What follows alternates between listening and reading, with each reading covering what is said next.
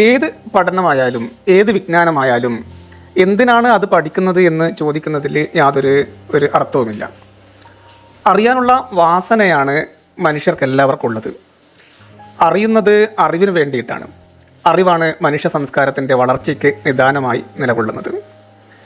അപ്പോൾ ഫോക്ലോർ പോലുള്ള ഒരു മാനവിക വിഷയം അത് ഒരു സാമൂഹിക ശാസ്ത്രവുമായി ബന്ധപ്പെട്ട് നിൽക്കുന്ന ഒന്നാണ്.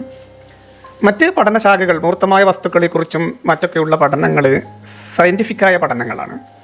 ഇത് സാമൂഹിക ശാസ്ത്രപരമായ ഒരു വിഷയത്തിൻ്റെ കീഴിലാണ് ഫോക്ലോർ വരുന്നത്. സമൂഹത്തെക്കുറിച്ചിട്ടുള്ള പഠനമാണ്.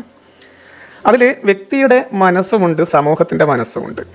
വ്യക്തികൾ കൂടിച്ചേർന്ന സമൂഹത്തിൻ്റെ സൃഷ്ടിയായ കലാരൂപങ്ങളെക്കുറിച്ച് ഉള്ള ഒരു പഠനമാണ് ഫോക്ലോറിലൂടെ പ്രധാനമായും നിർവഹിക്കപ്പെടുന്നത്. അപ്പോൾ മനുഷ്യൻ്റേതായ സൃഷ്ടികളെ കുറിച്ച് ഉള്ള ഒരു അന്വേഷണം വളരെ പരമപ്രധാനമായി തീരുന്നു.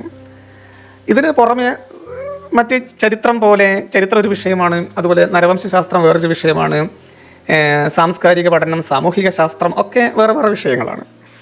അപ്പോൾ ചരിത്രം എന്ന് പറയുന്ന വിഷയം ഇതുവരെ അന്വേഷിച്ചു കൊണ്ടിരുന്നത് എന്തായിരുന്നു? ചരിത്രത്തിൻ്റെ പരിമിതികൾ മറികടന്നുകൊണ്ടുള്ള പുതിയ വിജ്ഞാന ശാഖകളുടെ ഉണ്ടായതിൻ്റെ കൂട്ടത്തിലാണല്ലോ ഫോക്ലോറൊക്കെ രൂപപ്പെട്ടു വന്നത്.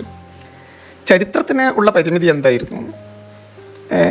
ചരിത്രകാരന്മാർ ഇതുവരെയുള്ള ഇത്രയും കാലത്തിനിടയിൽ എന്താണ് അന്വേഷിച്ചുകൊണ്ടിരുന്നത്? അവർ ചരിത്രം ഉണ്ടാക്കിയത് സാധാരണക്കാരായ ജനങ്ങളെ ഉൾപ്പെടുത്തിക്കൊണ്ടായിരുന്നില്ല. ചരിത്രകാരന്മാർ ചരിത്രം നിർമ്മിച്ചത് ദേശത്തിൻ്റെയും രാജ്യത്തിൻ്റെയും ഭരണാധികാരികളുടെയും അവരുടെ പടയോട്ടങ്ങളുടെയും വിജയത്തിൻ്റെയും പരാജയത്തിൻ്റെയും കഥകൾ കൊണ്ടാണ് ചരിത്രം നിർമ്മിച്ചത്. ആ ചരിത്രത്തിലൊന്നും സാധാരണക്കാരായ മനുഷ്യരുടെ ജീവിതം ഉണ്ടായിരുന്നില്ല. മഹാത്മാഗാന്ധിജിയെക്കുറിച്ച് എഴുതുന്നു, മഹാന്മാരായ ആളുകളെക്കുറിച്ച് എഴുതുന്നു, മഹാനായ അലക്സാണ്ടറെക്കുറിച്ചൊരു ചരിത്രം നിർമ്മിക്കുന്നു.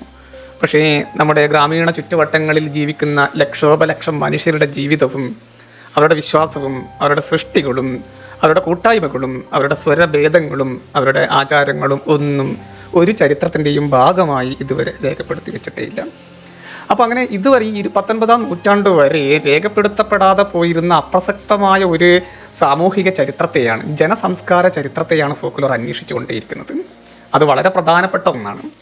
ചരിത്രകാരന്മാരും ആന്ത്രോപോളജിസ്റ്റുകളും ഒക്കെ വേറെ ചില കാര്യങ്ങൾ അന്വേഷിച്ച് നടന്നപ്പോൾ ഇവിടെ ജീവിച്ചു മരിച്ചു പോയ സാമാന്യ ജനത്തിൻ്റെ ജീവിതവും അവരുടെ മനസ്സും അവരുടെ സൃഷ്ടിയും അന്വേഷിക്കുവാനുള്ള ഒരു സാമൂഹികമായ ദൗത്യം ആണ് ഫോക്ലോർ ഏറ്റെടുത്തിരുന്നത് എന്ന് വേണമെങ്കിൽ പറയാൻ സാധിക്കും. അപ്പോൾ അതുകൊണ്ട് ഫോക്ലോർ പഠനത്തിന് നമ്മുടെ ഇന്നലകളെക്കുറിച്ചിട്ടുള്ള അന്വേഷണത്തിലെ ഏറ്റവും പ്രധാനപ്പെട്ട ഒരു കാര്യമായി തീരുകയാണ് ചെയ്തത്. ഇന്നലകളെക്കുറിച്ചുള്ള അന്വേഷണമാണത്. ഇന്നലകളെക്കുറിച്ചുള്ള അന്വേഷണത്തിൽ ഇന്നലകളിൽ ജീവിച്ച മനുഷ്യർ എങ്ങനെയാണ് ജീവിച്ചത്, അവരുടെ മനസ്സ് എങ്ങനെയാണ് സഞ്ചരിച്ചിരുന്നത്, അവരുടെ മനസ്സ്, സാമൂഹികമായ മനസ്സ് ഉണ്ടാക്കിയ സർഗാത്മകതയുടെ ആവിഷ്കാരങ്ങൾ എങ്ങനെയൊക്കെയായിരുന്നു, അതിനെക്കുറിച്ചുള്ളൊരു അന്വേഷണം ഫോക്ലോറിൻ്റെ പ്രധാനപ്പെട്ട ഒരു ഉദ്ദേശവും ലക്ഷ്യവുമായിട്ട് നമുക്ക് മനസ്സിലാക്കാൻ വേണ്ടിയിട്ട് കഴിയും. നമ്മൾ ആദ്യം സംസാരിച്ചതിൽ നിന്ന് നമുക്ക് ദേശീയ ബോധം, പ്രത്യേകിച്ചും യൂറോപ്യൻ രാജ്യങ്ങളിൽ മറ്റുള്ള രാജ്യങ്ങളിൽ നിന്ന് വ്യത്യസ്തമായി അവരുടെ പ്രാദേശികതകളുടെ പ്രത്യേകതകളെ സംരക്ഷിക്കാനും അത് മറ്റുള്ള പ്രാദേശികതകളിൽ നിന്ന് എത്രമാത്രം വ്യത്യാസപ്പെട്ടിരുന്നതായിരുന്നു എന്ന് സ്വയം തിരിച്ചറിഞ്ഞുകൊണ്ട് അവരുടെ പ്രാദേശിക പാരമ്പര്യങ്ങളെ സംരക്ഷിക്കാനുള്ള ഒരു എളിയ ശ്രമം നടത്തുകയും ചെയ്തതിൻ്റെ ഭാഗമായിട്ടാണ് പാശ്ചാത്യ നാടുകളിൽ ഫോക്ലോർ പഠനം ആരംഭിക്കുന്നത്. അപ്പോൾ അത് യഥാർത്ഥത്തിൽ നമ്മളെന്തായിരുന്നു, നമ്മുടെ ചരിത്രം എന്തായിരുന്നു, നമ്മുടെ പൂർവികരുടെ ജീവിതം എങ്ങനെയായിരുന്നു, അവർ പരമ്പരാഗതമായിട്ട് കൈമാറിയ വസ്തുതകളും കാര്യങ്ങളും എന്തൊക്കെയായിരുന്നു, നമ്മളെക്കുറിച്ചിട്ട് തന്നെ ഒരർത്ഥത്തിൽ മനുഷ്യവംശത്തെക്കുറിച്ചിട്ടുള്ള ഒരു അന്വേഷണമായി, പൂർവിക പാരമ്പര്യങ്ങളെക്കുറിച്ചിട്ടുള്ള ഒരു അന്വേഷണമായി ഫോക്ലോർ സ്വാഭാവികമായും മാറുകയും പ്രസക്തമായി തീരുകയും ചെയ്യുന്നു. അപ്പോൾ ദേശീയ ബോധം എങ്ങനെയാണ് സാംസ്കാരിക ചരിത്രവുമായി ബന്ധപ്പെട്ടിരിക്കുന്നത്? ദേശീയ ബോധം എന്ന് പറയുന്നത്, ഇന്ത്യൻ ദേശീയത എന്ന് പറയുന്നത് ഇന്ത്യയുടെ ഇന്നത്തെ ഒരു ചരിത്രത്തിൽ അല്ല അത് നിൽക്കുന്നത്. ഇന്ത്യ എന്ന് പറയുന്നത് നമ്മുടെ പൂർവികമായ അനേകം സംസ്കാരങ്ങളുടെ അടരുകളിലേക്ക് നമ്മളെ കൊണ്ടുചെന്നെത്തിക്കുന്നു. ബുദ്ധമതത്തിൻ്റെയും ജൈനമതത്തിൻ്റെയും മറ്റനേകം മതങ്ങളുടെയും വേദകാലഘട്ടത്തിൻ്റെയും സനാതന സംസ്കാരത്തിൻ്റേതുമായ ഒരുപാട് അടരുകൾ ഇന്ത്യ എന്ന് പറയുന്ന ഒരു സംസ്കാരത്തിൽ, ഭാരതീയ സംസ്കാരത്തിൽ ഉള്ളടക്കം ചെയ്യപ്പെട്ടിട്ടുണ്ട്. അതുപോലെ ഓരോ ദേശീയതയെയും സാംസ്കാരിക ചരിത്രവുമായി ബന്ധിപ്പിക്കാൻ സഹായിക്കുന്നത് ഫോക്ലോറാണ്. ആ ഫോക്ലോറിലൂടെയാണ് ദേശത്തിൻ്റെ ഏകതയെയും സംസ്കാര സമന്വയത്തെയും കുറിച്ച് മനസ്സിലാക്കുവാൻ ഫോക്ലോർ പഠനം സഹായിക്കുന്നത്. പല വൈവിധ്യങ്ങളുണ്ട്. ഇന്ത്യ എന്ന് പറയുന്നത് തന്നെ നമുക്കറിയാമല്ലോ, നമ്മളെപ്പോഴും പറയാറുള്ളത് നാനാത്വത്തിൽ ഏകത്വം എന്നുള്ളതാണ്. ഇന്ത്യയുടെ സൗന്ദര്യം എന്ന് പറയുന്നത് പല ജാതി പല മത വിഭാഗങ്ങൾ പല രീതിയിൽ ജീവിക്കുകയും അവരെല്ലാവരും ഒരു ഞെട്ടിലെന്നതുപോലെ കോർത്തു ചേർക്കപ്പെടുകയും ചെയ്യുന്നതിൻ്റെ വൈവിധ്യം, നാനാത്വത്തിൽ ഏകത്വം എന്ന് പറയുന്ന ആ വൈവിധ്യത്തിൻ്റെ സൗന്ദര്യമാണ് ഇന്ത്യയുടെ സൗന്ദര്യം എന്ന് വേണമെങ്കിൽ പറയാം. ചുരുക്കി പറഞ്ഞാൽ നമ്മൾ കടന്നു വന്ന വഴികളിലേക്കുള്ള ഒരു തിരിഞ്ഞു നോട്ടമായി ഫോക്ലോർ മാറുന്നു. ഏതൊരു വ്യക്തിയെ സംബന്ധിച്ചിടത്തോളം സ്വയം ഞാൻ ആരാണ് എന്ന് സ്വയം മനസ്സിലാക്കാൻ ഫോക്ലോർ നമ്മളെ സഹായിക്കുന്നു. നമ്മുടെ പാരമ്പര്യത്തെക്കുറിച്ച്, നമ്മുടെ ഇന്നലകളെക്കുറിച്ചിട്ട്, നമ്മുടെ വിശ്വാസങ്ങളെയും നമ്മുടെ പൂർവികർ നമുക്ക് പകർന്നു തന്ന അനേകം ഘടകങ്ങളെയും കുറിച്ച് ഒരു വ്യക്തി മനസ്സിലാക്കുമ്പോഴാണ് ഒരു വ്യക്തിയുടെ ഉള്ളടരുകളിലേക്ക്, ഇന്നലകളിലേക്ക് നമുക്ക് സഞ്ചരിക്കാൻ സാധിക്കുന്നത്. അപ്പോൾ ഇന്നലകളെക്കുറിച്ചും ഇന്നിനെക്കുറിച്ചിട്ടുമുള്ള അറിവ്, ആ രണ്ട് ദൂരങ്ങളെയും പരസ്പരം കൂട്ടിച്ചേർക്കുന്ന ഒരു സാന്നിധ്യമായി ഇവിടെ ഫോക്ലോർ മാറുകയാണ് ചെയ്യുന്നത്. ഒരു വ്യക്തിക്ക് സ്വന്തം പാരമ്പര്യത്തോടുള്ള സ്നേഹം ഫോക്ലോർ പഠനത്തെ കൂടുതൽ ഉയർത്തുകയും കൂടുതൽ സഹായിക്കുകയും ചെയ്യുന്നു. അതോടൊപ്പം പഴയ ഒരു സമൂഹത്തെ പുതിയ സമൂഹവുമായി ഇണക്കുന്ന കണ്ണികൾ ഫോക്ലോറിൻ്റെ ഭാഗമാണ്. പഴയ സമൂഹത്തിൻ്റെ ഭാഗമായിരുന്നതും പുതിയ സമൂഹം പിന്തുടരുന്നതുമായ ഒരുപാട് ആചാരങ്ങളും കലകളും നമ്മുടെ സമൂഹത്തിൽ നിലവിലുണ്ട്. അപ്പോൾ ഇതിനെക്കുറിച്ചിട്ടൊക്കെ ഉള്ള അന്വേഷണം ഫോക്ലോറിൻ്റെ പ്രധാനപ്പെട്ട ഒരു പഠന വിഷയമാണ്, പഠന ലക്ഷ്യമാണ്. പഴയ കാലഘട്ടങ്ങൾ മാറുകയും പുതിയ ഒരു നാഗരിക സംസ്കാരത്തിലേക്ക് മനുഷ്യരെല്ലാവരും മാറിക്കൊണ്ടിരിക്കുകയും ചെയ്യുന്ന ഈ കാലത്ത് പഴയ തലമുറ ഉണ്ടാക്കി വെച്ച ആചാരങ്ങളും വിശ്വാസങ്ങളും കാലക്രമത്തിൽ അതിന് പല ഭംഗങ്ങളും ഇന്ന് നേരിടുന്നുണ്ട്. അനുഷ്ഠാന കലാരൂപങ്ങൾ പലതും നാശോന്മുഖമായിക്കൊണ്ടിരിക്കുന്നു. ഒരുപാട് കലാരൂപങ്ങൾ അതിൻ്റെ പാരമ്പര്യം നഷ്ടപ്പെട്ട് അതിൻ്റെ പ്രയോക്താക്കളായിരുന്ന ആളുകൾ, അത് കെട്ടിയാടിയിരുന്ന ആളുകൾ, കുലപരമായിട്ട് അതിനെ കൊണ്ട് നടന്നിരുന്ന ആളുകൾ ഈ ആധുനിക കാലഘട്ടത്തിൽ ജീവസന്ധാരണത്തിന് വേണ്ടിയിട്ട് മറ്റു പല വഴികളും തേടിയതോടു കൂടിയിട്ട് ഒരുപാട് കലാരൂപങ്ങൾ നാമാവിശേഷമായി പോകുന്നുണ്ട്. ഒരു കാലത്ത് കൃഷി ജീവിതം നയിച്ചിരുന്ന ആളുകൾ പുതിയ കാലഘട്ടത്തിൽ കൃഷി ഉപേക്ഷിച്ചതുപോലെ ഒരു കാലഘട്ടത്തിൽ പരമ്പരാഗതമായിട്ട് ഇത്രയും കാലം പരമ്പരാഗതമായിട്ട് കൈമാറിയിരുന്ന കുലപരമായ ആചാരങ്ങളും അനുഷ്ഠാനങ്ങളും ഒക്കെ പുതിയ തലമുറ പിന്തുടരാൻ വിമുഖത പ്രകടിപ്പിക്കുന്നുണ്ട്. തെയ്യം കെട്ടുന്ന പാരമ്പര്യത്തിൽപ്പെട്ട് വളർന്ന ഒരു ചെറുപ്പക്കാരൻ പുതിയ വിദ്യാഭ്യാസ രീതി അനുസരിച്ച് വിദ്യാഭ്യാസം നേടുകയും തെയ്യത്തെ ഉപേക്ഷിക്കുകയും ചെയ്യുന്ന ഒരു പതിവ് കാണുന്നുണ്ട്. എല്ലാ അനുഷ്ഠാന കലാരൂപങ്ങളിലും എല്ലാ മേഖലകളിലും ഇത്തരത്തിലുള്ളൊരു മാറ്റം നമുക്ക് കാണാൻ വേണ്ടിയിട്ട് പറ്റും.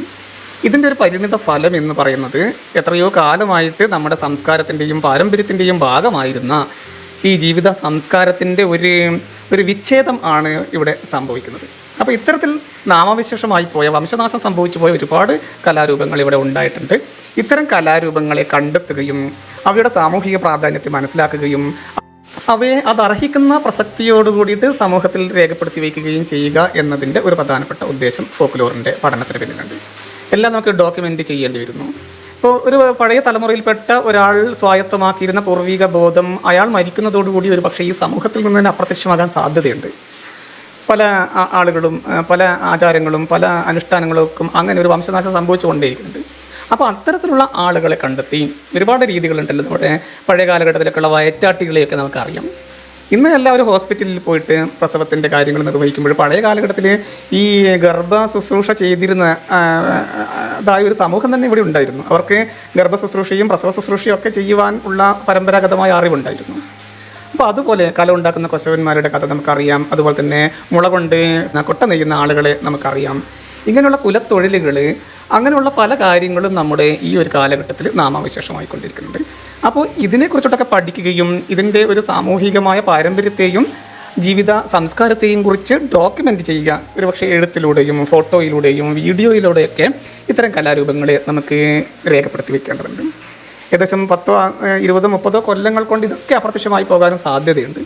അപ്പോൾ ഇത്തരത്തിൽ വളരെ വേഗത്തിൽ നമ്മുടെ സമൂഹത്തിൽ നിന്നും മാഞ്ഞു പോകുന്ന പൂർവികമായ പല സംഭവങ്ങളെയും ഡോക്യുമെൻ്റ് ചെയ്ത് വയ്ക്കാനുള്ള അവസാനത്തെ അവസരമാണ് നമ്മുടെ മുമ്പിലുള്ളത്. അപ്പോൾ അതുകൊണ്ട് സംസ്കാര പഠനത്തിൽ ഏറ്റവും പ്രധാനപ്പെട്ട ഒന്നായിട്ട് ജനജീവിത സംസ്കാരം നമുക്ക് പഠിക്കേണ്ടി വരുന്നു. അത് നേരത്തെ സൂചിപ്പിച്ചതുപോലെ ചരിത്രത്തിൽ വിട്ടുപോയ കണ്ണികളെ കൂട്ടിച്ചേർക്കുകയാണ്. രാജാക്കന്മാരുടെ മാത്രം കഥ പറഞ്ഞ ഒരു കാലത്ത് നിന്ന് രാജാക്കന്മാരല്ലാത്ത പ്രജകളുടെ ഒരു ജീവിതം, സാധാരണക്കാരായ മനുഷ്യരുടെ ജീവിതം, ആദിവാസികളുടെ ജീവിതം, ഗോത്ര സംസ്കാരം കൈയാളിയിരുന്ന മനുഷ്യരുടെ ജീവിതം, ഇങ്ങനെ എല്ലാ മനുഷ്യരുടെയും പ്രാതിനിധ്യം ഫോക്ലോറിലുണ്ട്. അതിൽ സവർണനോ അവർണനോ ഇല്ല എന്നുള്ളതാണ്. സവർണനേക്കാളും കൂടുതൽ അവർണരുടെ ജീവിത സംസ്കാരത്തെക്കുറിച്ചുള്ള അന്വേഷണമാണ് ഫോക്ലോർ. സവർണ സംസ്കാരം പലപ്പോഴും ക്ലാസിക്കൽ കലാരൂപങ്ങളോട് കൂടിച്ചേർന്നിട്ടാണ് നിലകൊള്ളുന്നത്. കഥകളി ഒരിക്കലും നമുക്ക് ഫോക്ലോറിൻ്റെ ഭാഗമാവുന്നില്ല. കർണാടക സംഗീതം ഫോക്ലോറിൻ്റെ ഭാഗമാവുന്നില്ല. അപ്പോൾ അതിൽ നിന്നൊക്കെ മാറി സാധാരണക്കാരിൽ സാധാരണക്കാരായ ഭൂരിപക്ഷം ജനതയെയും മനുഷ്യരായിട്ട് പോലും ഇവിടെ കണക്കാക്കപ്പെട്ടിട്ടില്ലാത്തിരുന്ന അവർണ വിഭാഗത്തിൻ്റെയും ഒക്കെ ജീവിതത്തെയും കഥകളെയും അവരുടെ വിശ്വാസങ്ങളെയും അവരുണ്ടാക്കി വെച്ച നമ്മുടേതു മാത്രമായ സംസ്കാരത്തെക്കുറിച്ചും വളരെ പ്രാധാന്യത്തോടുകൂടി മനസ്സിലാക്കുകയും അവ അടുത്ത തലമുറയ്ക്ക് വേണ്ടിയിട്ട് വളരെ കരുതലോടെ ശേഖരിച്ച് സമാഹരിച്ച് സൂക്ഷിച്ച് കൈമാറുക എന്നുള്ള ഒരു ദൗത്യമാണ് ഫോക്ക്ലോറിൽ വളരെ പ്രധാനമായിട്ട് നമുക്ക് നിർവഹിക്കാനുള്ളത്. നമ്മുടെ പ്രോജക്റ്റ് വർക്ക് 5th സെമ്മിലെ പ്രോജക്റ്റ് വർക്ക് എന്ന് പറയുന്ന ഒരു പേപ്പർ പഠിക്കാനുണ്ട്. പ്രോജക്റ്റ് നിങ്ങൾ സബ്മിറ്റ് ചെയ്യണം, എഴുതി സബ്മിറ്റ് ചെയ്യേണ്ടതുണ്ട്. അപ്പോൾ അങ്ങനെയുള്ള പ്രോജക്റ്റുകളൊക്കെ ചെയ്യുന്ന സമയത്ത് ഇത്തരത്തിലുള്ള വിഷയങ്ങൾ നമ്മൾ എടുത്തുകൊണ്ട് അതിനെക്കുറിച്ചിട്ട് ഉള്ള അന്വേഷണം നടത്തുകയും ആ അന്വേഷണം രേഖപ്പെടുത്തി വയ്ക്കുകയും ചെയ്യുന്നത് വലിയൊരു സാംസ്കാരിക സാമൂഹിക നിർവഹണമാണ് ചെയ്യുന്നത് എന്ന് നമ്മൾ മനസ്സിലാക്കണം. അപ്പോൾ ഇത്തരത്തിൽ നമ്മുടെ ചുറ്റുവട്ടത്തുള്ള ഇന്നലകളെക്കുറിച്ച്, നഷ്ടപ്പെട്ടു പോകുന്ന ഇന്നലകളെക്കുറിച്ച്, നഷ്ടപ്പെട്ടു പോകുന്ന പലതിനെയും കുറിച്ചിട്ട് അന്വേഷിക്കുക എന്നുള്ളത് ഈ പഠനത്തിൻ്റെ ഏറ്റവും പ്രധാനപ്പെട്ട ഒരു ഉദ്ദേശമാണ് എന്ന് പറഞ്ഞുകൊണ്ട് ഞാൻ നിർത്തുന്നു.